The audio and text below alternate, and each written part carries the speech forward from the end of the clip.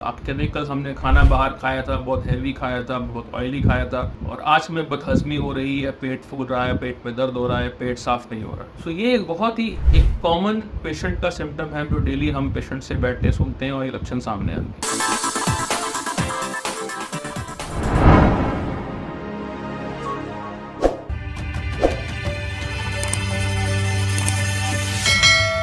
नमस्कार, मेरा नाम डॉक्टर ज़ुबिन शर्मा है और आज हम एक बहुत ही एक कॉमन एक विषय पे बात करेंगे, एक बहुत ही जनरल विषय पे बात करेंगे। हम अक्सर सुनते हैं पेशेंट से और ये देखा जाता है कि आपके नहीं, कल हमने खाना बाहर खाया था, बहुत हैवी खाया था, बहुत ऑयली खाया था और आज हमें बदहज़मी हो रही है, पेट फूल रहा है, पेट में दर्द हो रहा है, पेट साफ नहीं हो रहा। सो ये एक बहुत ही एक कॉमन पेशेंट का सिम्पटम है जो डेली हम पेशेंट से बैठते सुनते हैं और ये लक्षण सामने आते हैं। सो इसको थोड़ा विस्तार में बात करते हैं कि एग्जैक्टली ये क्या है, इसे होता क्या है। सो ये बात करते हैं हम ऑयली फूड और बदहज़मी के लिंक के ऊपर। देखिए, हम नॉर्मली रूटीन लाइफ में घर पे खाना खाते हैं जो कम ऑयल में हल्का खाना बना होता है, दाल सब्जी रोटी सलाद दही ये बना। जब भी हम बाहर जाते हैं सो बाहर वो ऑटोमेटिकली स्वाद के लिए या उसको डेंस बनाने के लिए या दिखने में अच्छे बनाने के लिए उसमें ऑयल या ऑयल जैसे पदार्थों का इस्तेमाल किया जाता है। जैसे बाहर खाना खाएंगे कुछ चीज़ें ऑयल में ही ज़्यादा बनती हैं।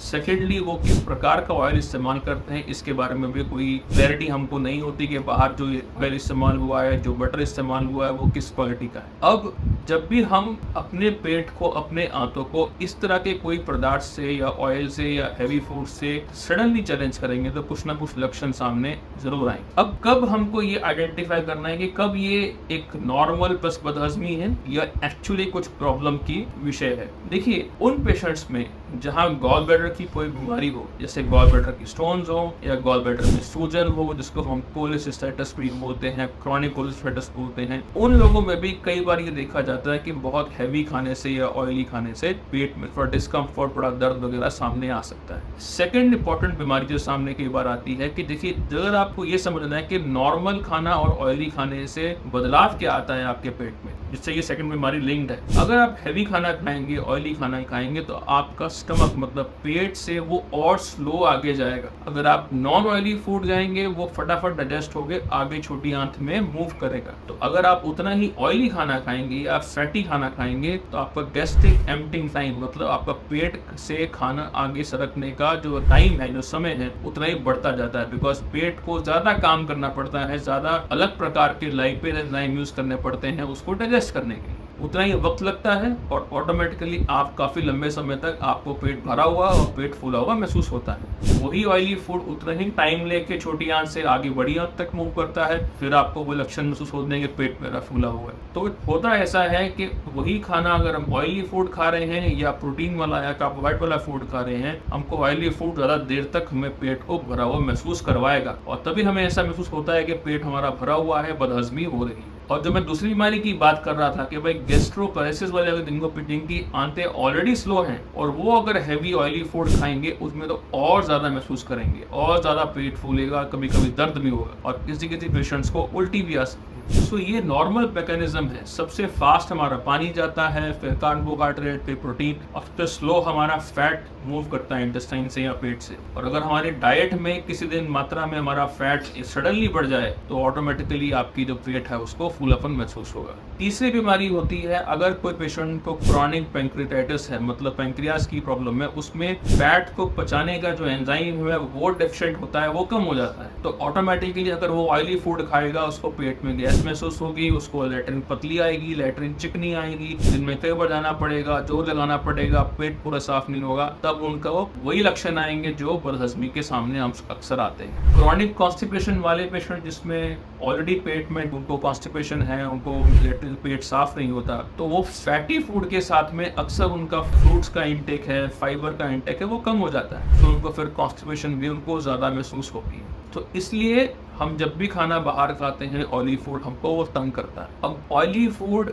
जिसमें बताया कि सेकंड प्रॉब्लम ये आती है कि आपको ये नहीं पता होता कि किस क्वालिटी का ऑयल यूज किया गया है। उस पे भी अगर कोई ऑयल ऐसा है जो अगर आप खाना बाहर खा रहे हैं, आप कुछ फ्राइड खा रहे हैं और आप देख रहे हैं कि भाई जो वो दुकान पे या रेस्टोरेंट में जो खाना बन रहा है और वो ऑयल पूरा डार्क हो चुका है ऑलरेडी, तो इसका मतलब ये है कि वो जो ऑयल है वो कम से कम कई दिनों से सेम ऑयल को दोबारा यूज कर रहे हैं। तो उस दोबारा जो यूज किए हुए ऑयल के अंदर जो प्रोडक्ट्स बनते हैं, जो केमिकल बनते हैं, वो ज्यादा हानिकारक हैं आपके पेट के लिए भी और आपके हार्ट के लिए भी और आपके कोलेस्ट्रॉल के लिए भी। सो ऑयल नॉर्मली क्लियर होना चाहिए, वो एक ट्रांसपेरेंट कलर का होना चाहिए। यदि आप बाहर खाना खा रहे हैं और आप देख रहे हैं कि वो ऑयल ऑलमोस्ट काला हो चुका है और फिर इस्तेमाल हो जा रहा है, इसका मतलब ये है कि वो जो ऑयल है वो काफ़ी दिन से रीयूज किया जा रहा है। सो आपको ये ध्यान रखना है कि ठीक है, कभी कभार आप बाहर खा रहे हैं, वो एक नॉर्मल चीज़ है, लेकिन कहाँ खा रहे हैं, वो क्वालिटी का है कि नहीं। और यदि आपको थोड़ा भी ऑयल फूड खाने से दिक्कत हो रही है तो ये गॉल ब्लैडर या पैंक्रियाज या आंतों की कोई बीमारी का लक्षण हो सकता है। सो यदि आपको ऑयली फूड से प्रॉब्लम अक्सर होता है तो आप डेफिनेटली अपने डॉक्टर के पास जाएं। कभी कभार होने वाले में ये नॉर्मल फिनोमेना है, बहुत आंतें स्लो हो जाती हैं, उससे घबराने की जरूरत बिल्कुल भी नहीं है। बट अच्छी जगह से, साफ सुथरी जगह से खाना जरूरी है। यदि आप कुछ और पूछना चाहते हैं, डेफिनेटली आप चलिए के नंबर पर हमको मैसेज करें, हम आपको रिप्लाई देंगे। Thank you. अब हमसे आप संपर्क कैसे कर सकते हैं, इसके बारे में जानकारी के लिए जो मुझे दिया गया नंबर है उस पर आप व्हाट्सएप मैसेज करें। उस पर डेफिनेटली आपको एक रिप्लाई बैक आएगा, इसके अंदर कांटेक्ट करने के और फिजिकल या ऑनलाइन अपॉइंटमेंट लेने के तरीके विस्तार में बताए जाएंगे। उसमें एक नंबर भी आएगा जिसपे अगर आपको कोई समस्या आती है आप उस नंबर पे फोन करके पूछ सकते हैं। वो नंबर हमारे कोऑर्डिनेटर के पास है, वो आपको पूरा गाइड करेगा। यदि फिर भी आपको दिक्कत आती है, समस्या आती है, आप वो नंबर पे दोबारा व्हाट्सएप कर सकते हैं। फिजिकल अपॉइंटमेंट्स जो अभी हैं वो Fortis memorial hospital Gurgaon, FMRI institute है गुड़गांव हरियाणा में, जहाँ पे हम फिजिकली अपॉइंटमेंट्स देखते हैं, पेशेंट्स को देख सकते हैं। ऑनलाइन के लिए भी आप उसका इस्तेमाल कर सकते हैं, जो मैसेज आपको ऐप के ऊपर या आपको व्हाट्सएप के ऊपर आएगा। और कोई भी समस्या हो आप प्लीज हमें मैसेज करें, व्हाट्सएप करें। कुछ टाइम बिजी है तो लग सकता है, बट आपको डेफिनेटली रिप्लाई मिलेगा।